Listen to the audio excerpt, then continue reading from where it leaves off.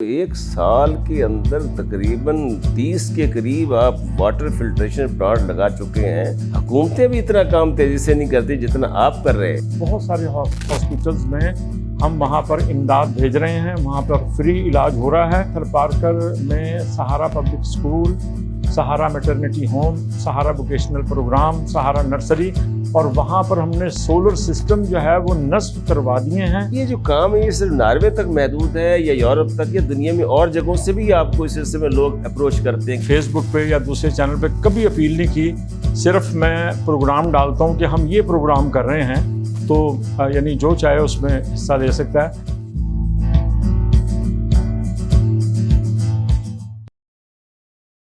بسم اللہ الرحمن الرحیم.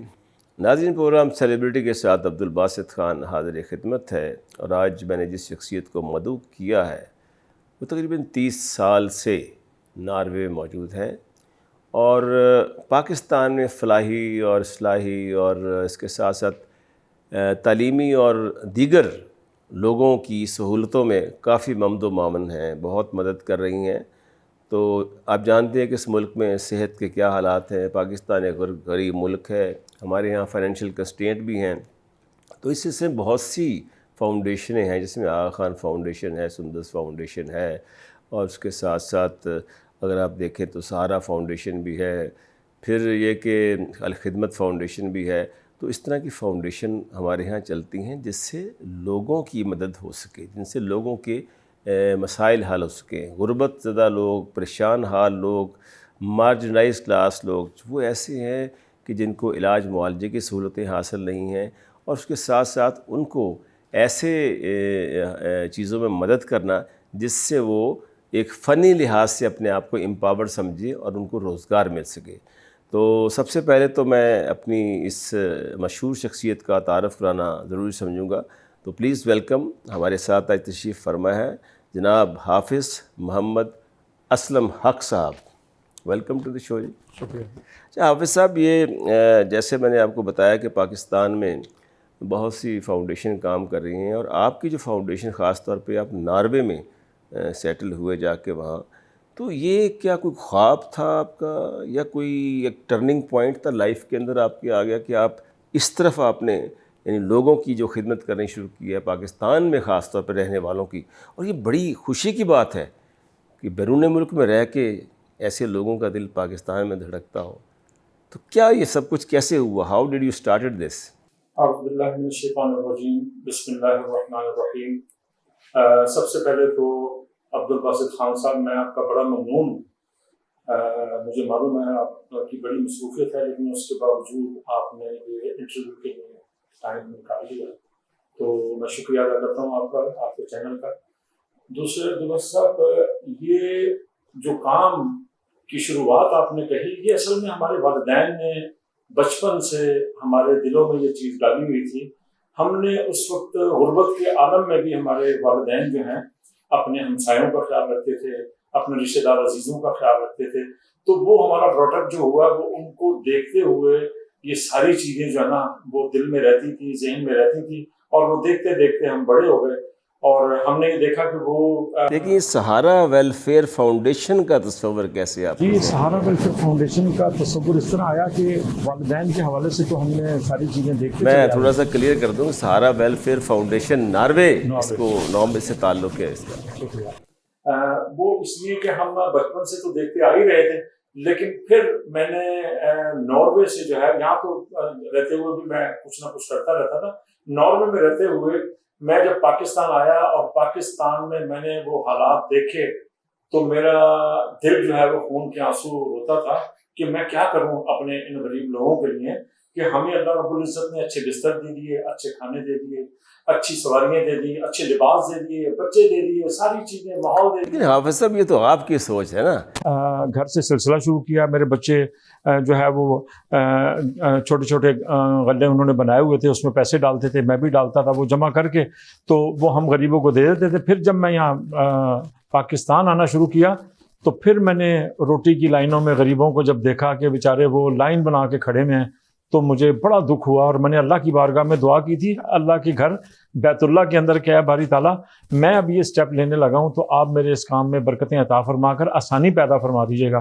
تو ماشاءاللہ میرے بچوں نے، میری بیوی نے میرا پہلے ساتھ دیا اور ہم اپنے پیسوں سے شروع کیا، اور پھر اس کے بعد میری وائف جو ہیں انہوں نے بوتیک کا کام شروع کر کے بڑی انکم جو ہے سہارا ویلفیئر فاؤنڈیشن کو وہ دینی شروع کر دی۔ ابھی 3 سال کا عرصہ ہوا ہے ہماری فاؤنڈیشن کو، تو ماشاءاللہ۔ لیکن حافظ صاحب آپ نے جو 1 سال کے اندر تقریباً 30 کے قریب آپ واٹر فلٹریشن پلانٹ لگا چکے ہیں، اٹس اے کمینڈیبل پرفارمنس۔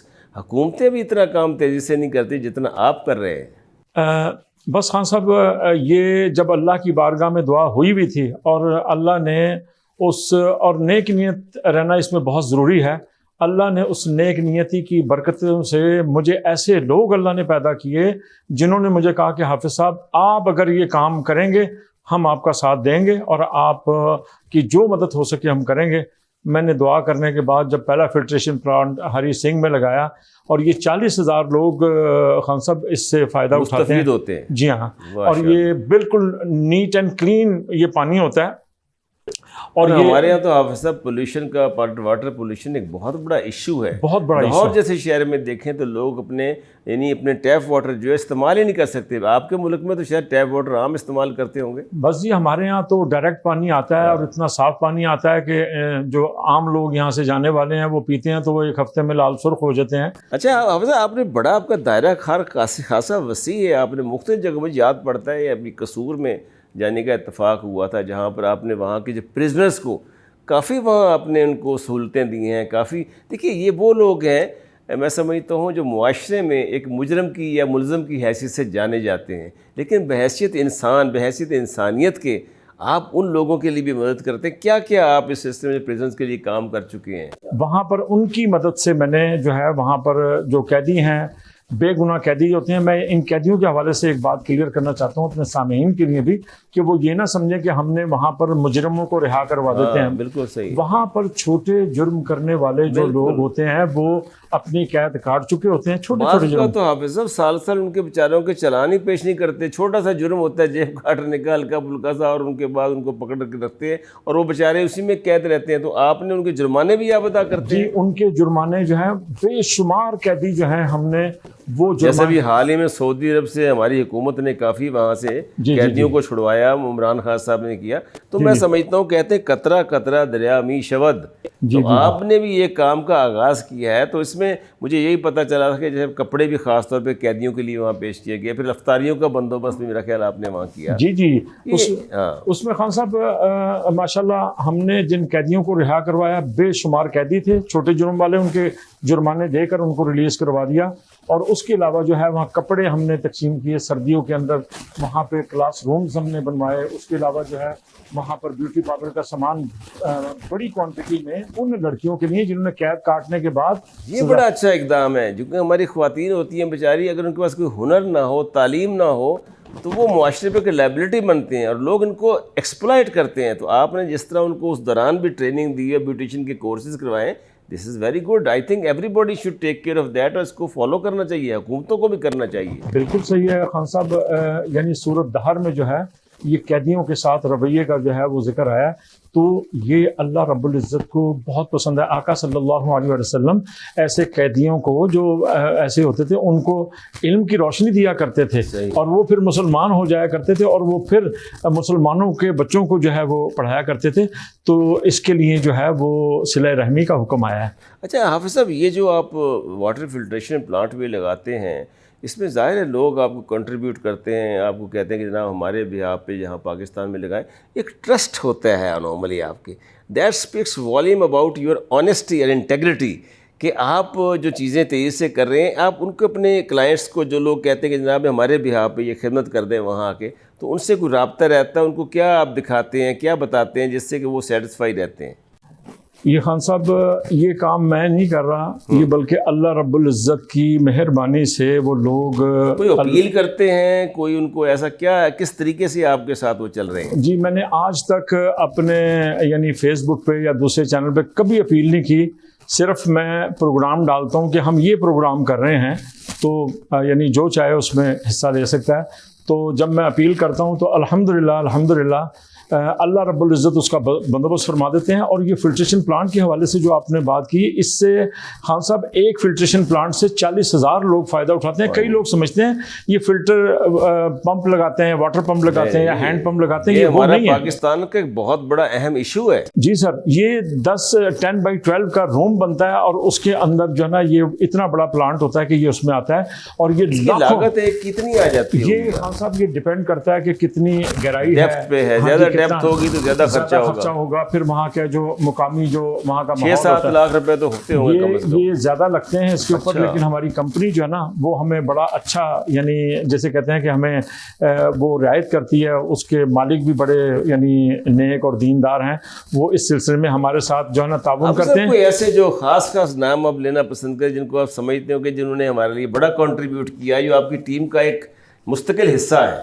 الحمدللہ یعنی ہماری سہارا ویلفیئر فاؤنڈیشن ناروے کی ٹیم میں اور پاکستان کی ٹیم میں، یعنی میں کس کا نام لے کر آپ کو میں بتاؤں کہ ماشاءاللہ ان بچیوں نے، بیٹا بیٹیوں نے بہت میرا ساتھ دیا ہے. اور وہ ساتھ دے رہے ہیں تن من اور دھن کے ساتھ. آپ اس بات سے اندازہ لگائیں کہ یہ میرا شاگرد ہے جو سعادت سلیم، جس کا گزرا والا فلٹریشن پلانٹ جو ہے ابھی نصب ہونے والا ہے یہ منگل کو انشاءاللہ تعالی، وہ میرا شاگرد بھی ہے اور ہماری تنظیم کا ممبر بھی ہے، ہمارا بورڈ ممبر بھی ہے. انہوں نے دوسرا فلٹریشن پلانٹ لگایا، ان کو آخر پتہ ہے کہ ہم کیا کر رہے ہیں. اب صاحب یہ جو کام ہے یہ صرف ناروے تک محدود ہے یا یورپ تک، یا دنیا میں اور جگہوں سے بھی آپ کو اس سلسلے میں لوگ اپروچ کرتے ہیں کہ جی ہمارے بھی آپ لوگوں کی پاکستان میں خدمت کریں؟ جی یعنی اللہ کے فضل و کرم سے ناروے میں جو ناروے کے جو پاکستانی ہیں، ناروے کے جو مسلمان پاکستانی ہیں، ان کا بہت بڑا رول ہے. اور میں ان سب کا آپ کے چینل کے توسط سے شکریہ ادا کرنا چاہتا ہوں کہ صرف ایک بار وہ سنتے ہیں کہ حافظ صاحب، کئیوں کو تو یعنی میرا پتہ لگا میں پاکستان میں، انہوں نے فون کر کے ہمیں کہا کہ حافظ صاحب یہ بھی کام کر کے ہیں، یہ بھی کام کر کے ہیں، ہم آپ کے پیچھے کھڑے ہیں، ہم دیکھ رہے ہیں. تو جب آپ ایک کام کر کے جب آپ دکھاتے ہیں کہ جس نے فلٹریشن پلانٹ لگایا ہے اس کو مجھے بتانا بھی تو ہے نا، ظاہر ہے یہ آپ کا فلٹریشن اس جگہ پر لگ چکا ہے، یہ تصاویر ہے، یہاں کے مقامی لوگ ہیں جو انٹرویوز دیتے ہیں، پھر اس کے بعد وہاں پر پروگرام ہوتے ہیں، چینل دکھاتے ہیں اس کو. تو اس وجہ سے جو لوگ ہیں اس بات کو بڑا اچھا سمجھتے ہیں. یاد ایک ہاسپٹل بھی تھا یہاں کے، ہاسٹل میں بھی آپ لوگوں کو ادویات فراہم کرتے ہیں، جو ایک، کیونکہ میں وہاں گیا تھا مجھے یاد پڑتا ہے کہ وہاں پر کچھ ایسی ایک تو ادویات وہ تھی جو وہ قیمت کے، کچھ ادویات جو آپ لوگ فراہم کرتے ہیں وہ ایسے مستحق اور آرفن اور غریب لوگوں میں جن کے پاس پیسے نہیں ہوتے ان کو فراہم کرتے ہیں. جی یہ بھی میرا خیال آپ کا ایک بڑا اچھا. جی خان صاحب محترم، ہم ہاسپٹلز میں، بہت سارے ہاسپٹلز میں ہم وہاں پر امداد بھیج رہے ہیں، وہاں پر فری علاج ہو رہا ہے. ماشاءاللہ آپ کا تو دورہ رہا ہے، آپ تو پاکستان کے مشہور جرنلسٹ میں آپ کا نام آتا ہے. وہاں گیا تھا، مجھے یاد ہے، میں نے دیکھا اپنی آنکھوں کو، کہتے ہیں سینگ از بلیونگ، ہم نے تو وہاں دیکھا اپنے سامنے. اور بڑی اہم اور بڑی مذہبی اور بہت ہی نیک شخصیت ہے جنہوں نے وہ ہاسپٹل کھولا ہوا ہے. جی تو میں سمجھتا ہوں جو لوگ اس سے مستفید ہو رہے ہیں ان کا ثواب براہ راست ان لوگوں کو پہنچے گا جو اس کے لیے کنٹریبیوٹ کر رہے ہوں. بالکل صحیح بات ہے، میں ان سب لوگوں کا ممنون ہوں. صاحب یہی بتائیں، تھر میں بھی تو کچھ آپ کا مجھے یاد پڑتا ہے، ایک دفعہ آپ نے ذکر کیا تھر میں بھی تو آپ کچھ کر رہے ہیں. جی بس محترم، تھر میں، تھر پارکر میں سہارا پبلک اسکول، سہارا میٹرنٹی ہوم، سہارا ووکیشنل پروگرام، سہارا نرسری، اور وہاں پر ہم نے سولر سسٹم جو ہے وہ نصب کروا دیے ہیں.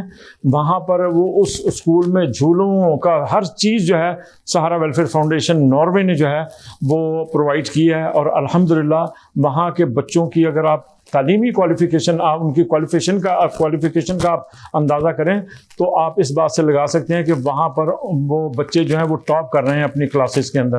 تو اللہ کا شکر ہے الحمدللہ. میں یہ ساری چیزیں میں چیدہ اس لیے نہیں بیان کرنا چاہتا کہ لوگوں کو پتہ ہے کہ ہم کیا کر رہے ہیں. وہ اس کے علاوہ مجھے یاد پڑتا ہے، میں نے آپ کو پروفائل دیکھا تھا، اس میں آپ جیسے یہاں پر کچھ لوگوں کو رکشے بھی فراہم کر رہے ہیں، کہیں آپ نے فری روٹی کا بندوبست بھی لوگوں کے لیے کر رکھا ہے، پھر ٹرانسجینڈرز کے لیے بھی آپ کی خدمات ہیں. آپ نے کافی جگہوں پر پیر پھیلائے ہوئے ہیں ماشاءاللہ.